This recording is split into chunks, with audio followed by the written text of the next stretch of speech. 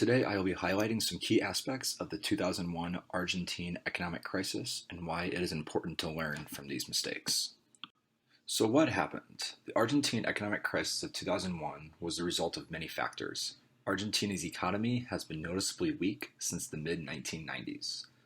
The International Monetary Fund attempted to intervene to assist from currency devaluation and other economic side effects, but mostly intervened to assure that they would not lose the $95 billion they have invested into the Argentine economy to help with foreign aid.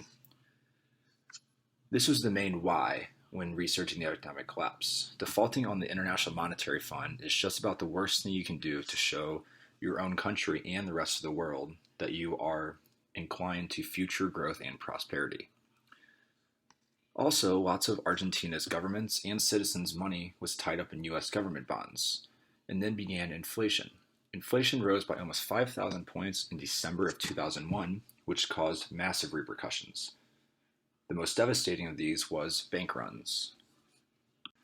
So when people get worried about the economy, they believe the safest medium of storing their cash is under their mattress, and that deemed true in this situation. Millions of Argentinians went to their banks to withdraw all of their money. This is a huge issue for banks because when you deposit your money into an account, the bank actually uses that money to invest on their behalf. And that's how the banks make money. This gets tricky when everyone comes to withdraw their money at the same time, since many of the bank's investments are tied up in less risky assets and therefore have longer maturity periods, like the before mentioned US government bonds. In response to this movement, the Minister of Economy, Domingo Cavallo, calls a freeze on all Argentine bank accounts, which hinders anyone from making withdrawals whatsoever.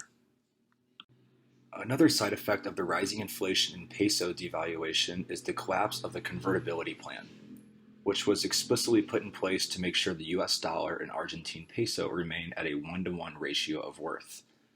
This is very important to keep Argentine government accountable for their inflation and devaluation of the peso. This is a major ticker for the International Monetary Fund to finally pull the plug on Argentine government's efforts to try to fix their economy. The Argentine government was also in a bit of confusion as President Fernando de la Rúa was stepping down due to economic instability, as the new president Ramon Puerta assumed the position as interim president. The Argentine government did what they could to pillow the fall of their economy, but the issues were too deep and had been around for too long for a quick fix. Therefore, the IMF is cutting off their support due to seeing Argentina as a bad investment. They did come after their billions they invested for some sort of repayment plan, yet their funds are practically untraceable due to the peso being devaluated to almost a diminishable value. This in turn cuts Argentina off from all and any foreign aid from other countries as well.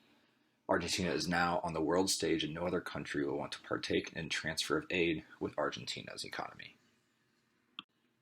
Following the ultimate crash in December, the Argentine people felt the wrath of a failing economy, with unemployment rate rising from 14.8% to 22.5%, and poverty skyrocketing from 25.9%, which is already unacceptably high, all the way to 57.5%. Both of these statistics are primarily from the devaluation of the peso to practically being worthless. In response, Argentinians rebelled against the government, but soon realized the disheartening truth that they were along without an authoritative government anymore. So they decided to take matters into their own hands. They self-organized to fill the gaps where the government ceased to exist. They built homes, makeshift kitchens, and even established a medium for a market so people could still buy, sell, and trade, creating a sort of parallel economy. So what can we learn from this? The most important aspect of this economic collapse is the lesson that we learn from Argentina's economy. This should be a token of advice for any country in economic turmoil to never increase inflation and therefore printing money to devalue their currency to being practically worthless. This is also a lesson for the International Monetary Fund, as they can now benchmark future obligations to other countries for providing aid and assure that the funds that they are investing are being used wisely as well as ethically, unlike the Argentine government's economy.